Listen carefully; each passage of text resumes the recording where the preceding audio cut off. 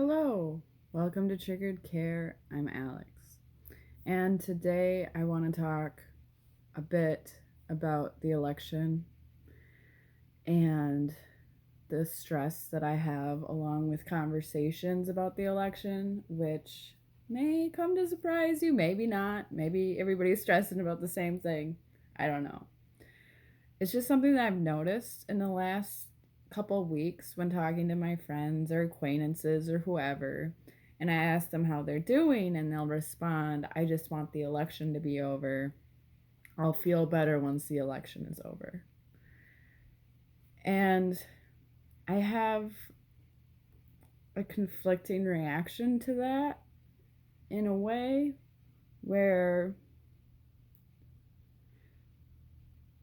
I feel like people are ignoring a very hard truth that no matter what the election results are, there are still going to be consequences to that result that might be violent. Along with even which I have mostly liberal friends, even if Biden does win the election, he still works for the establishment that uses racism and classism to control the masses. So we'll have a less controversial face on the presidency, but how much it will actually change the establishment and what it's done so far and where it's going, that's highly debatable. They'll put different terms on things that they might help protect some LGBTQ rights and women's rights with the Biden presidency, but that's still a might, since a lot of this stuff is already on the roll. And if we can remember anything from Barack Obama's presidency, it was that there was a very stagnant Congress and Senate for a long time that didn't get anything done. So, and I don't like feeling like the party pooper. I don't like feeling like the negative Nancy of the group, of being like, you know, your stress won't be over when the election is over at all. It won't. Because what we're going through is way bigger than who sits as the president. Yeah, Trump, I don't like him. I think he's a horrible man.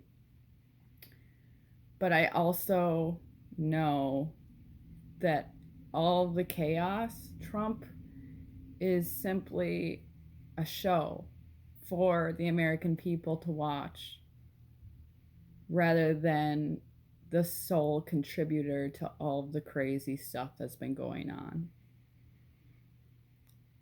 He is a tool, but he's not the mastermind. And given my bleak view on things, my suggestions and my advice is that we need to hold on to hope. We need to find it. It's going to be another very long year, a very long presidency with whoever wins. So, as the people of this nation,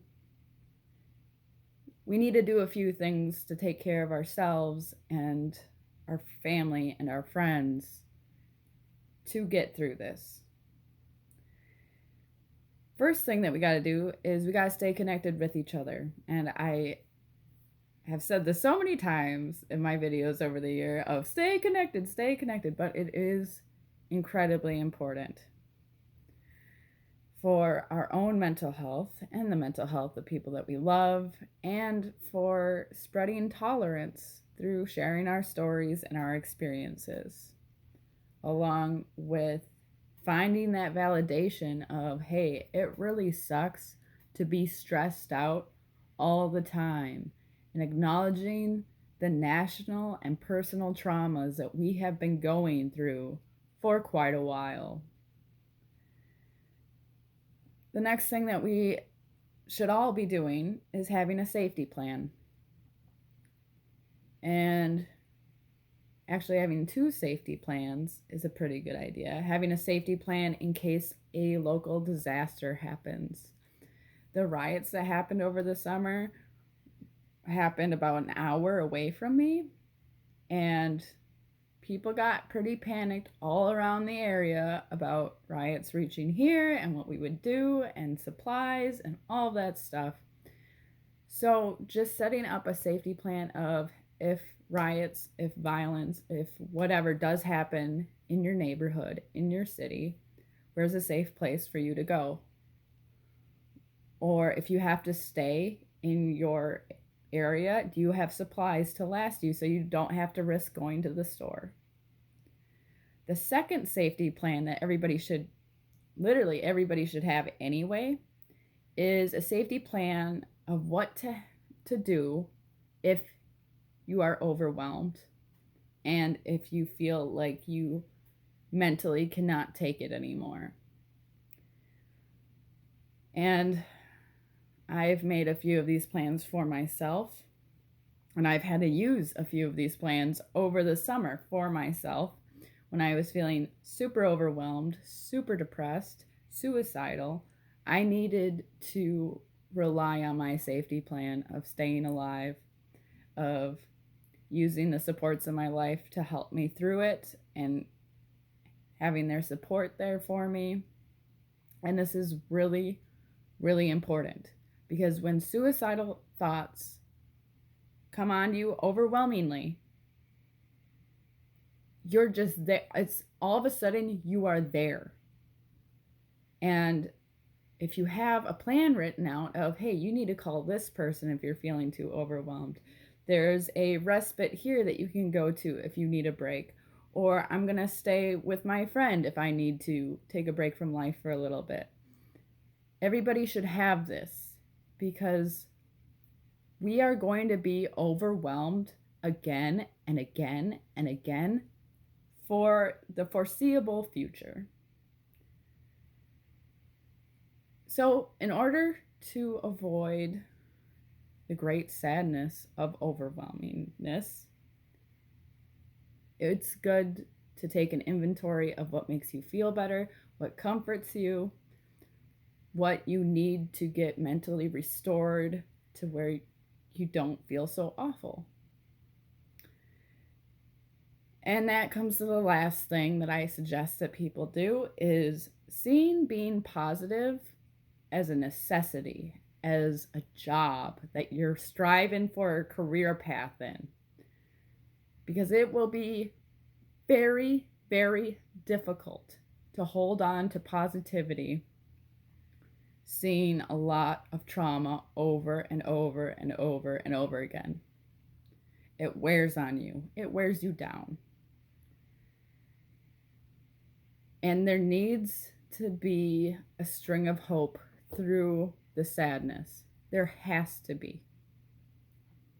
It's how we hold on to our humanity. It's how we hold on to our empathy. It is how we hold on to the basics of being genuine and human with each other. And it's important.